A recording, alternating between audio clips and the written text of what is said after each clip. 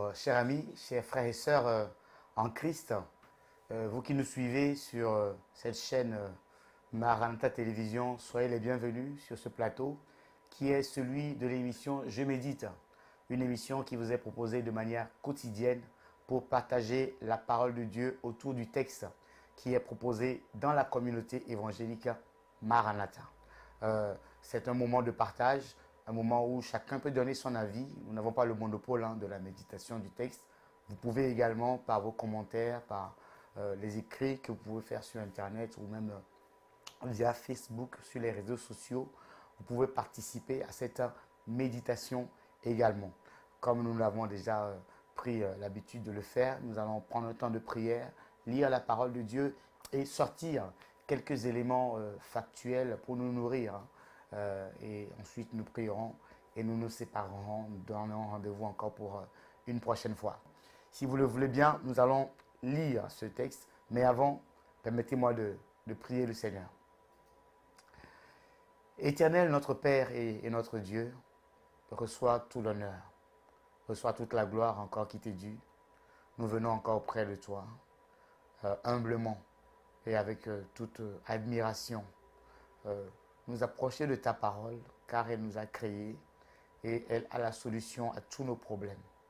Père éternel, je prie pour que ce moment où nous allons plonger nos regards dans ta parole soit un moment béni, un moment de partage, un moment d'édification pour ma personne ainsi que pour toute personne qui est en train de suivre cette émission de partout et quelle que soit l'heure de la journée, que ce temps soit un temps de bénédiction. Nous te rendons grâce pour tous tes bienfaits au nom puissant de ton Fils Jésus. Amen. Voilà, je vais procéder à la lecture de la parole de Dieu. Je profite de l'occasion pour saluer toute la communauté évangélique Maranatha, ainsi que l'homme de Dieu, l'évêque Jean-Claude Mosengo.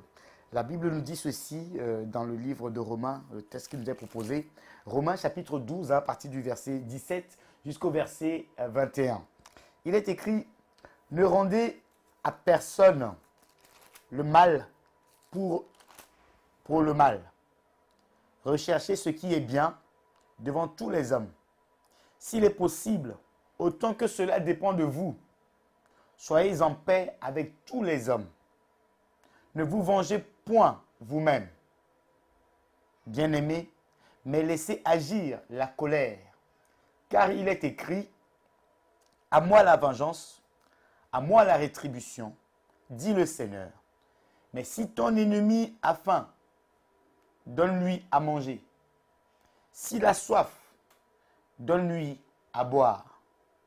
Car en agissant ainsi, ce sont des charbons ardents que tu amasseras sur sa tête. Ne te laisse pas vaincre par le mal, mais surmonte le mal par le bien. » Parole du Seigneur. Voilà, bien-aimés, nous sommes encore dans ce texte de ce jour, de ce lundi, pour pouvoir partager quelques éléments en observant ce texte.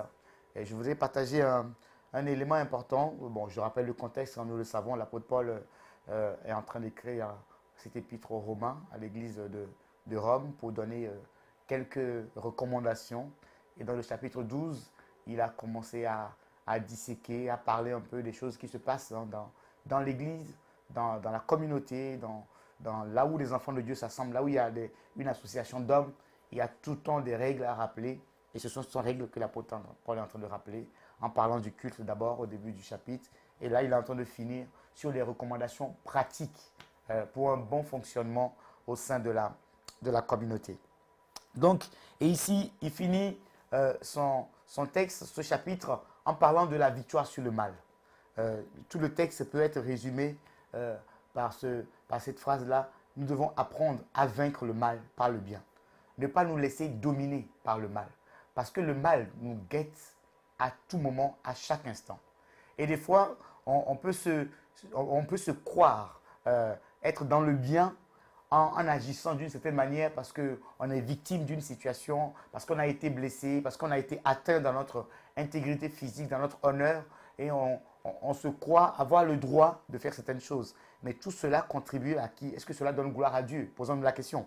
Il commence ce texte, le verset 17, en disant « Ne rendez à personne le mal pour le mal. S'il y a une chose dont l'Éternel a en horreur, c'est le mal. Le mal a toujours rongé l'humanité. Le mal est une gangrène. Dès Genèse chapitre 4 déjà, nous constatons que le mal commençait déjà à guetter Caïn et Abel, sans parler de leurs parents qui ont été victimes du serpent. Mais après la chute du jardin d'Éden, Caïn s'est retrouvé devant cette situation de vaincre le mal. Et Dieu l'a averti quand il s'est rendu compte que son offrande n'a pas été agréée par Dieu et que l'offrande de son frère a été agréée par Dieu. Il a commencé à nourrir des choses dans son cœur. C'est là d'où vient le mal. Voilà pourquoi du cœur. Voilà pourquoi la Bible nous recommande de garder notre cœur plus que toute chose, car c'est la source de toute chose. L'apôtre Paul ici précise le fait de ne pas rendre le mal pour le mal. Ça veut dire qu'on peut être en droit de rendre le mal à quelqu'un parce que la personne nous a blessés, parce que la personne nous a rejetés, parce que la personne nous a mal parlé, parce que la personne nous a manqué de respect. On peut être en droit de lui rendre cela, mais la Bible nous recommande de ne pas le faire. Tout simplement parce que nous sommes des enfants de Dieu et nous devons apprendre à surmonter le mal par le bien.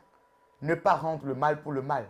Pas parce que nous sommes naïfs, pas parce que nous sommes bêtes, comme on peut le dire aujourd'hui. Oui, si tu es trop bon, on te marchera dessus. Aujourd'hui, il faut savoir se lever, il faut savoir tenir tête. Non, non, non, non. Celui qui doit nous tenir, celui qui doit prendre notre défense, c'est Jésus-Christ. C'est lui.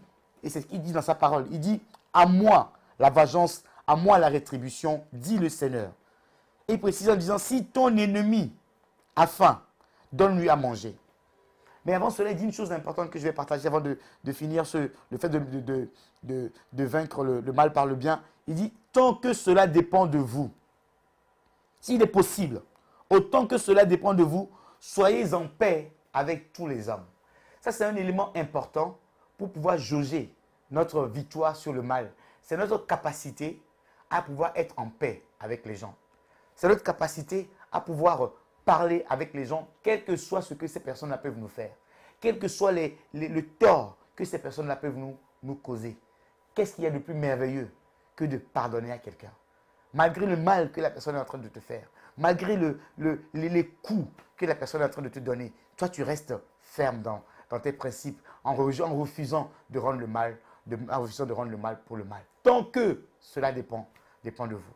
Quand nous voulons dominer, nous voulons rendre le mal pour le mal, ça ne fait qu'amplifier le mal et c'est dangereux. Toi qui écoutes cette méditation, peut-être es-tu blessé, peut-être envisages-tu de rendre le mal pour le mal. Peut-être as-tu décidé même de ne plus adresser la parole à quelqu'un. Tu es en train de rendre le mal pour le mal. Il est temps, en écoutant cette parole, de pouvoir revenir et de te rendre compte que nous avons tous fait du mal quelque part à quelqu'un. Mais si on veut tenir compte de ce que nous faisons, personne ne pourrait subsister devant le Seigneur. La Bible dit que si il fallait tenir compte de nos iniquités, de nos péchés, qui pourrait tenir devant le Seigneur? Qui pourrait subsister devant sa face? Personne ne le peut. Donc, je veux t'encourager à apprendre à vaincre le mal. Dieu a averti Caïn. Il dit le péché, le mal est tapis devant ta porte.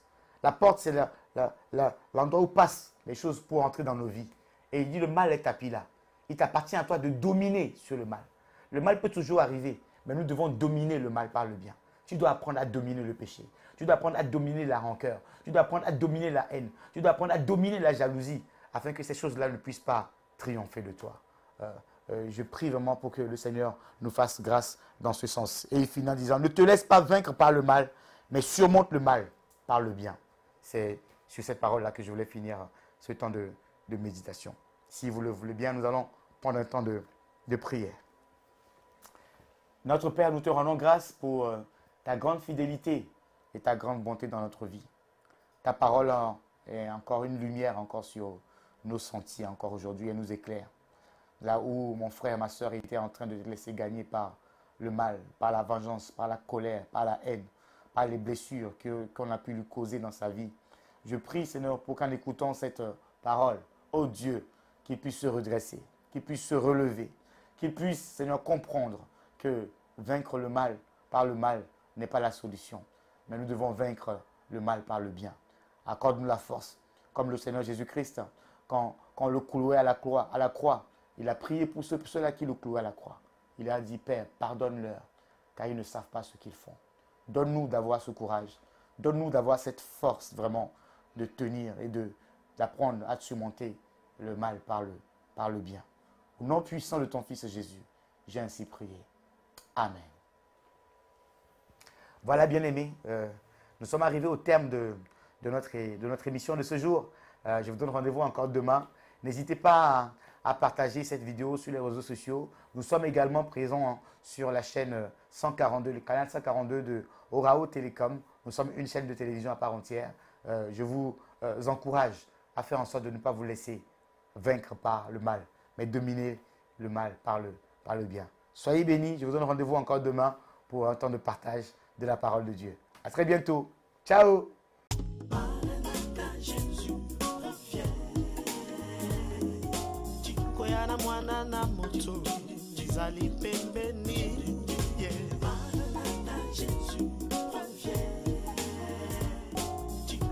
Mwana na moto, jizali pembeni.